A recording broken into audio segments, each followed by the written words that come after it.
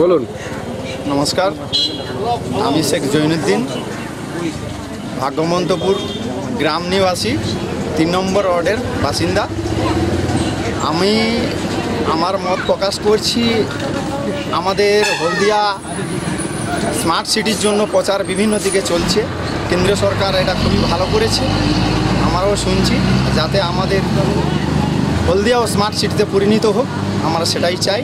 সেটার পক্ষে আমাদের পৌরসভা, আমাদের পৌরপ্রধান এটার উদ্যোগ নিচ্ছে, ওনার পক্ষে আমরা আছি।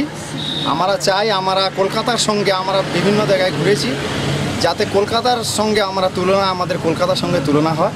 আমরা কলকাতার মতন সিটি চাই, স্মার্ট সিটির পক্ষে। আমাদের রাস্তাঘাট সমস্ত কিছু উন্নতি হবে, আমাদের জল নিকাশি, জলের ব্যবস্থা, আমাদের পথবাতি, রাস্তাঘাট পরিষ্কার পরিচ্ছন্ন, আমরা এটা সবার পক্ষে আছি।